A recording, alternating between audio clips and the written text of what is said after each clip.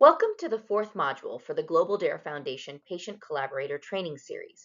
My name is Mousumi Bose, and I will be your narrator throughout these training modules to help you become an active patient collaborator in ongoing and upcoming research for adult Refsum disease. In this module, we'll explore how a new treatment, often a drug, medical device, or biologic, progresses from discovery to market. We'll start by introducing the drug discovery process, identify the key stakeholders in the drug development process, and cover some key concepts in the drug approval process relevant to rare diseases. Then we'll get into the specifics of the development and approval process, starting with preclinical testing before moving into the 3 phases of clinical trials. After that, we'll cover the new drug application and the FDA review process, followed by post-market surveillance to ensure continued safety. Finally, we'll apply what we've learned through a real-world case study. So I mentioned that we are going to start with the drug discovery process. Drug discovery is the very first step in developing new treatments.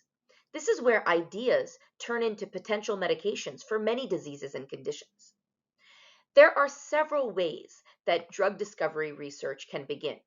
Sometimes it starts with new insights into how a disease works, and this is something that we covered when we were talking about natural history. And this type of research can potentially reveal possible targets for therapy and allow researchers to design a drug or a medical product directed at this target to potentially or stop or reverse the effects of a disease.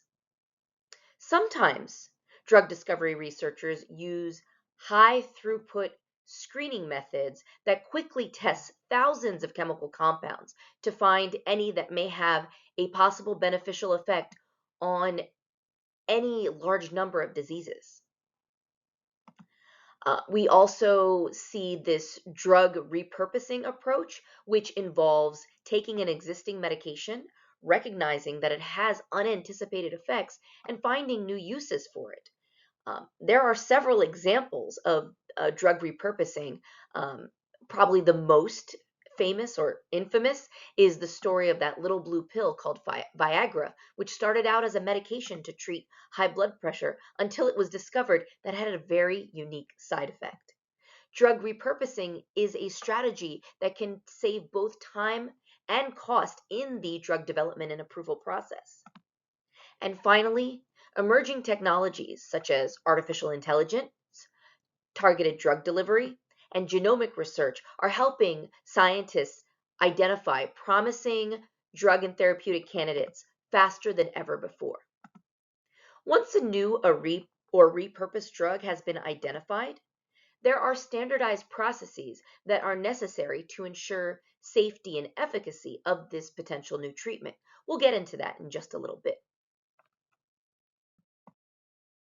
In the drug development process, many key stakeholders work together to move a potential treatment from the laboratory bench into an approved therapeutic for patients.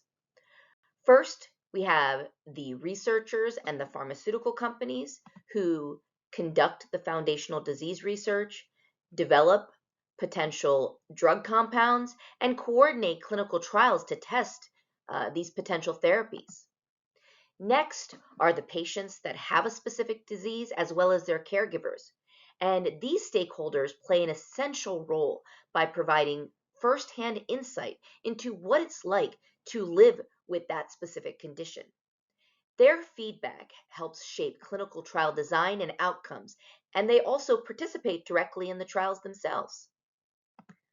Finally, regulatory agencies such as the Food and Drug Administration in the United States and the European Medicines Agency in Europe oversee this development process. These governing bodies set the policies and standards that guide clinical research, evaluate safety and efficacy data, and determine whether or not a drug can move forward to commercial availability. Together, these stakeholders form a collaborative ecosystem, each contributing unique expertise and insights to ensure that new therapies are safe, effective, and meet real patient needs. So I want to talk a little bit about the drug approval process as overseen by the Food and Drug Administration. But before we do that, let's take a second to understand the role of federal agencies in the United States.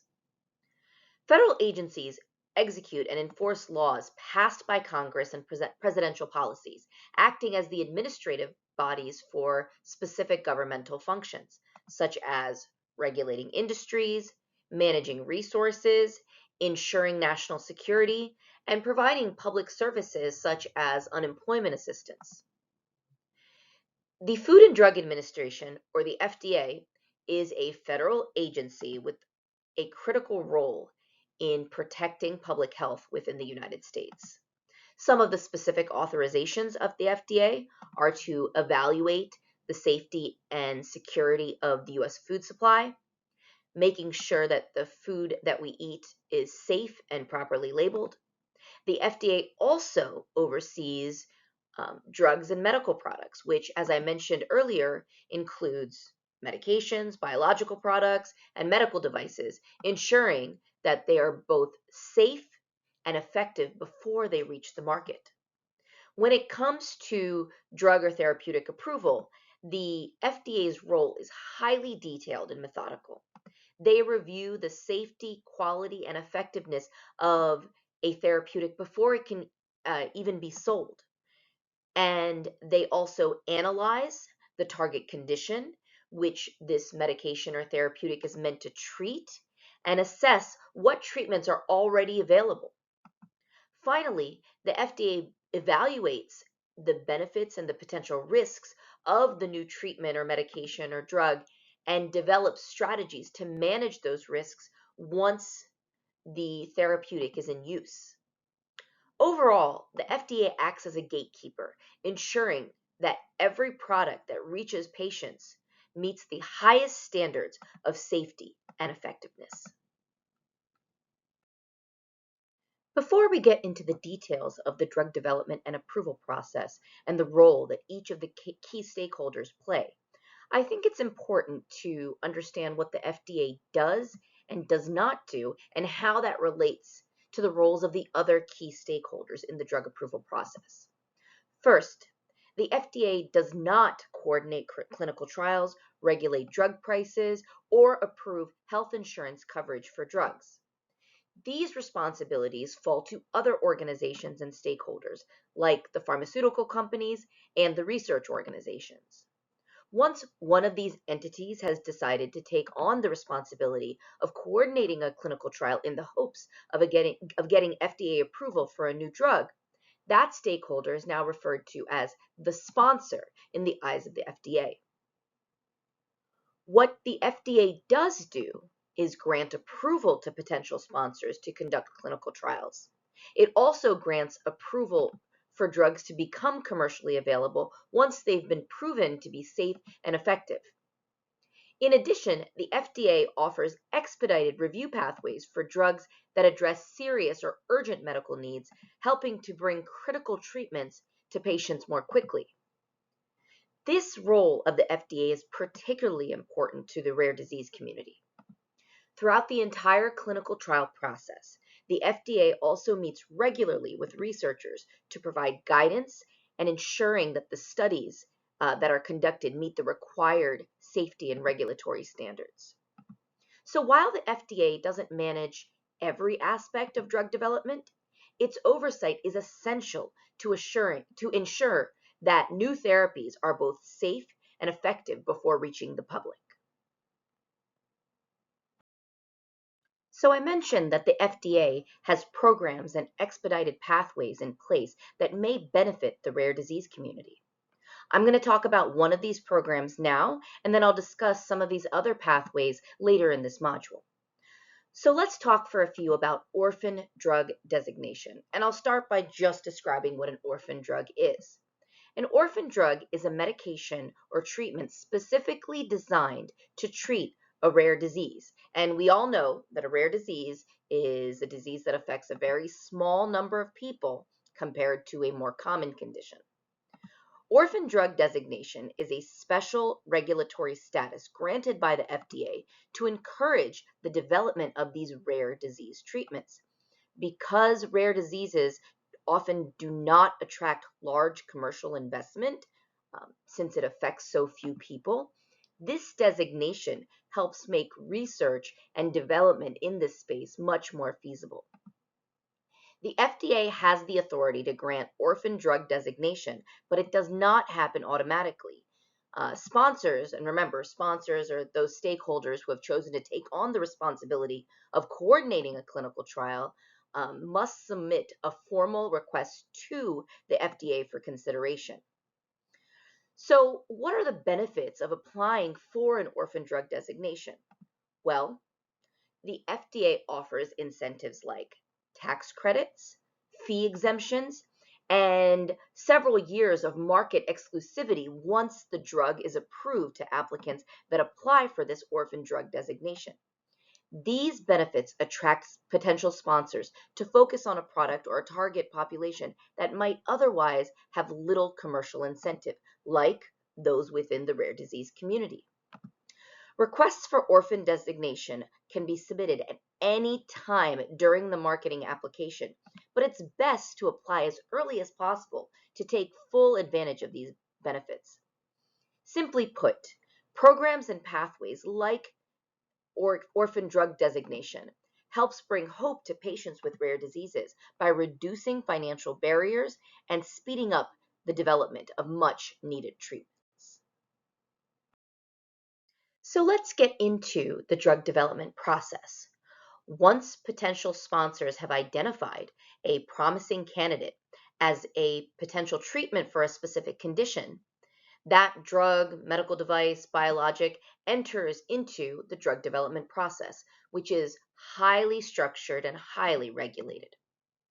The first stage is preclinical testing, where a drug is studied, where the drug or medical product or device is studied in animals to assess the safety and biological activity.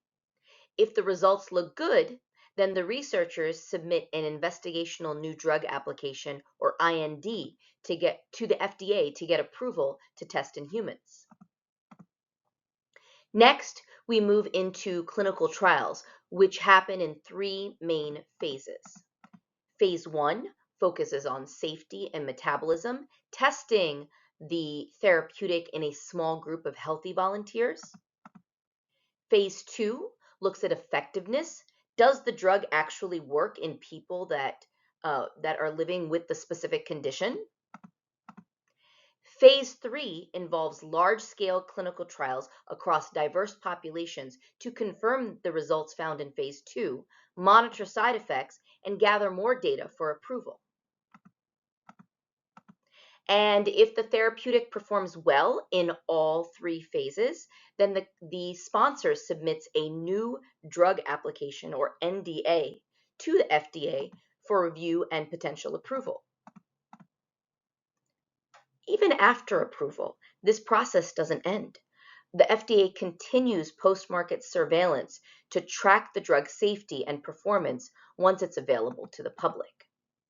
This entire process, inclusive of the drug discovery step, is often considered a model for translational research, this idea of turning discoveries made in the laboratory or at the bench into treatments that reach patients at the bedside.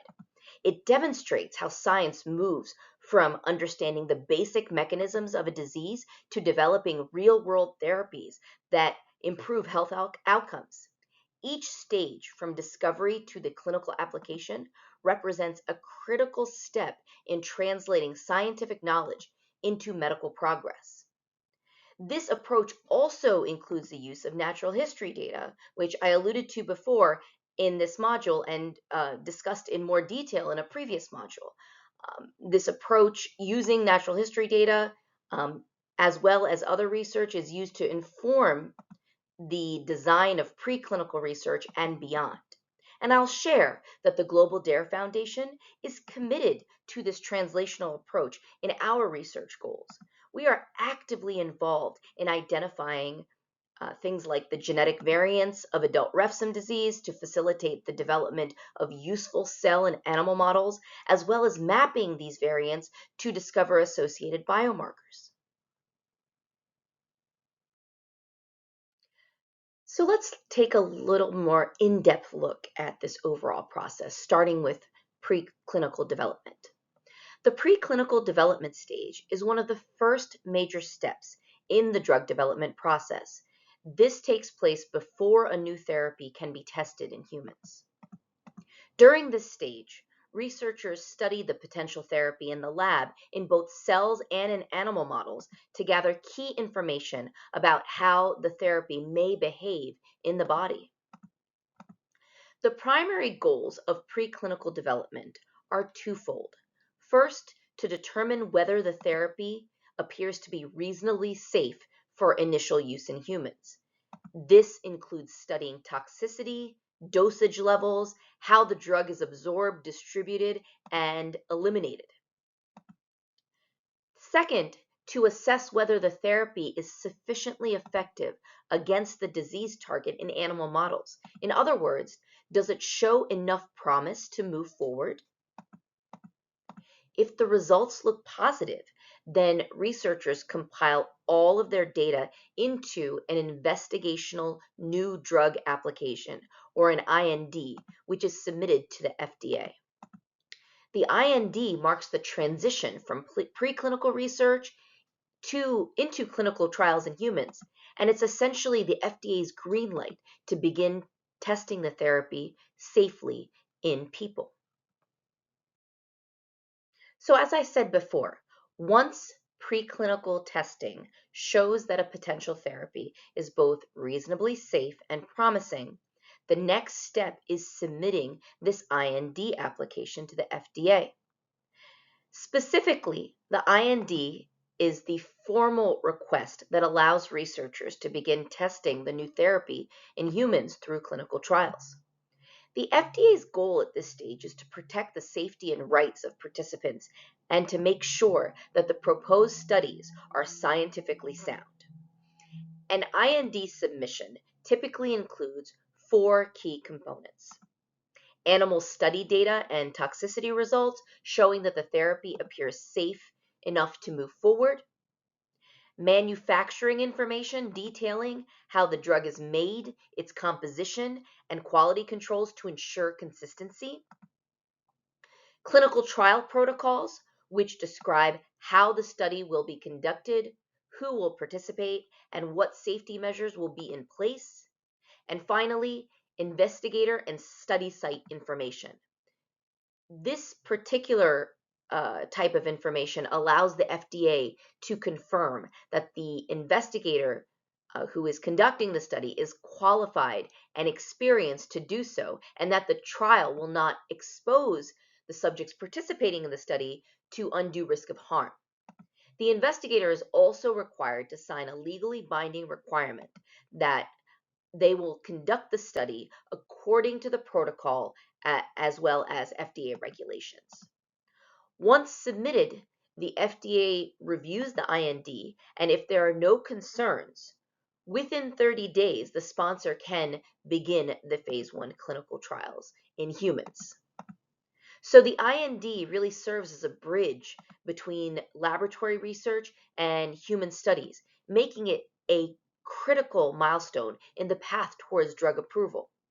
To keep the IND active, the sponsor must submit an annual report to the FDA within 60 days of the anniversary date that the IND went into effect. Once the FDA allows an investigational new drug to move forward, the next phase is clinical testing in humans, which happens through 3 major phases. Each phase has its own goals, participants, as well as scale. Let's start with phase 1, which focuses primarily on safety. These studies are usually small, involving anywhere from 5 to 100 healthy volunteers or patients and are designed to determine how the drug or therapeutic is absorbed, distributed, metabolized, and excreted. The main goal here is to make sure that the drug is safe and to find the right dosage range. Next comes phase 2, where the focus shifts from safety to effectiveness. These studies include anywhere from 20 to a few hundred participants who actually have the disease or condition that the therapeutic is intended to treat. Researchers gather preliminary data on whether or not the drug works as intended and continues to monitor for short-term side effects. Then we move into phase 3, which are large-scale trials involving hundreds or even thousands of participants.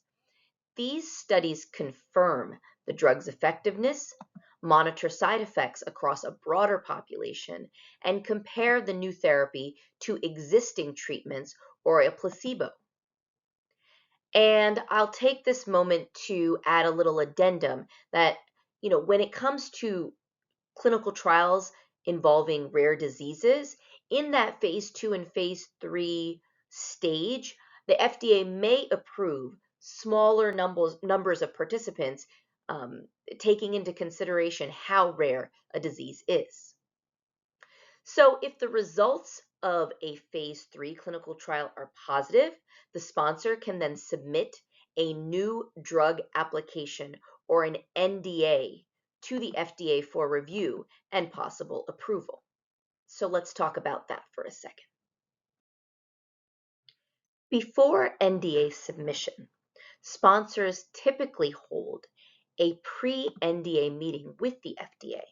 This meeting helps ensure that the application will be successful by reviewing the format and the content of the NDA and addressing any unresolved issues from earlier stages. The NDA, or in the case of biologic products, a biologics license application, or BLA, includes all the data from both animal and human studies, including the methods of analysis, along with the details about the drug's manufacturing, labeling, and proposed use. Essentially, this submission is the sponsor's formal request for FDA approval to market the new therapy, marking a major milestone that bridges the clinical development of this therapeutic and its public availability. Once the NDA is submitted, the FDA begins its review process. First, the agency determines whether the application is complete and assigns it to a review team made up of experts in medicine, statistics, toxicology, and manufacturing. This review can be a lengthy and rigorous process, but it ensures that any drug approved for the market meets the highest standards for safety, quality, and public health benefit before it becomes commercially available.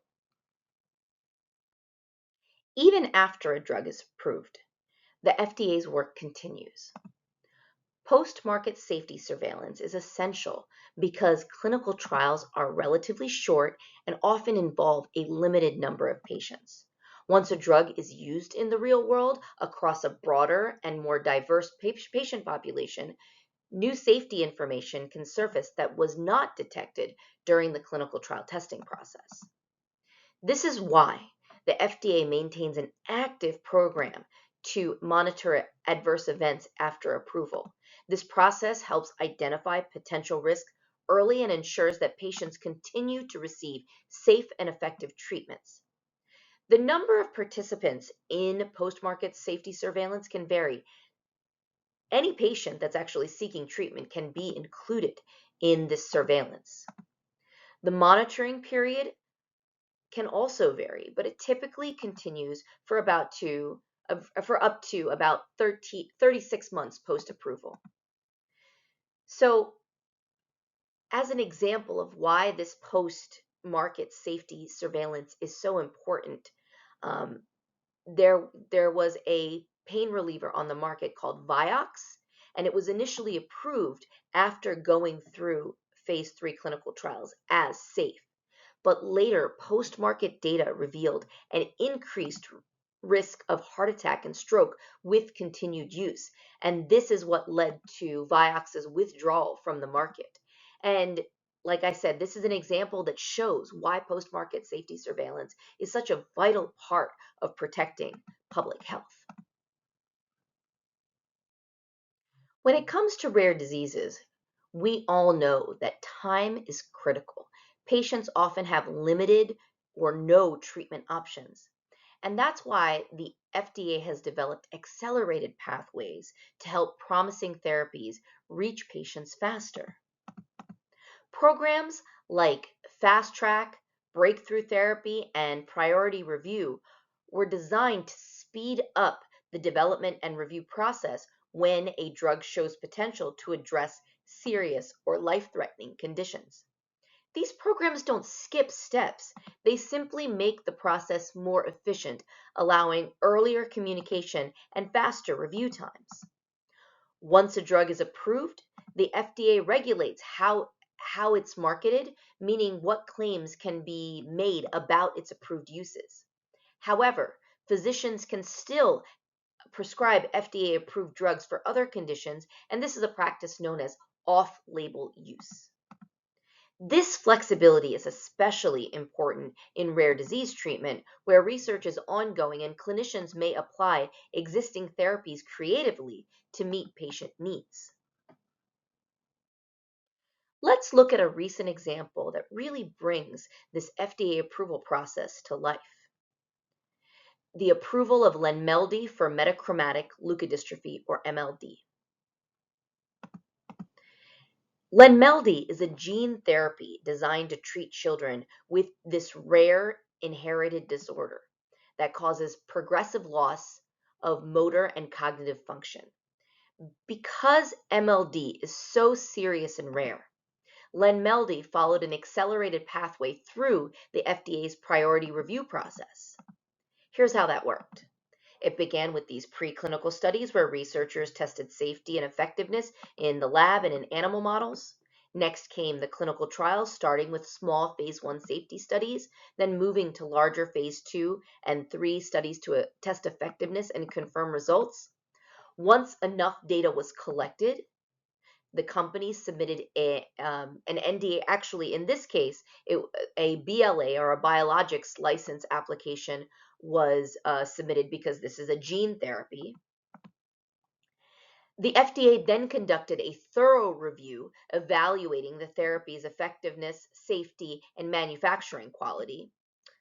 And because Lenmeldy addressed a life-threatening rare disease with no existing treatment, it received a priority review voucher, which allowed the FDA to shorten the standard review timeline from 10 months to about 6. In March 2024, Lenmeldy was approved for use in the United States, offering new hope to families affected by this devastating condition. So take a look at this linked news piece at your convenience.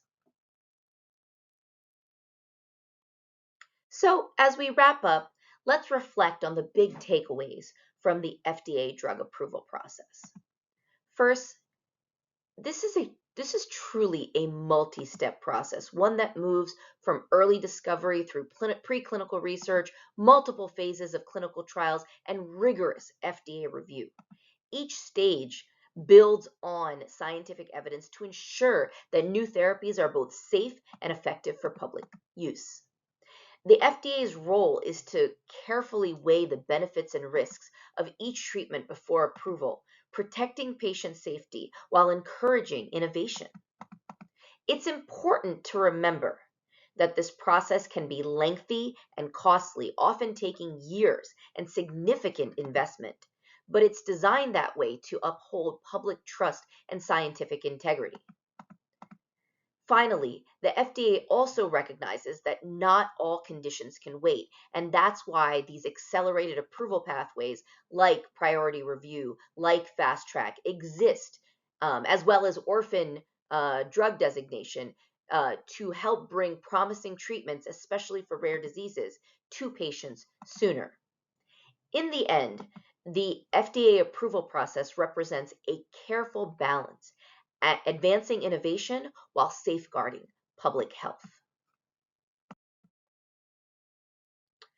So as we come to a close, I want to share that coming up next, we have a module that dives deeper into the ins and outs of clinical trials and covers what patients and families should know when considering participation in a clinical trial. So I want to thank you for your time in watching this module, and I want to ask that you please take the short survey quiz that's associated with this module. I look forward to continue to being your narrator throughout this entire module series. I'll see you next time. For more information regarding this module or other modules, contact the Global DARE Foundation. For more information on FDA regulation of drugs and medical products, visit www.fda.gov/for patients.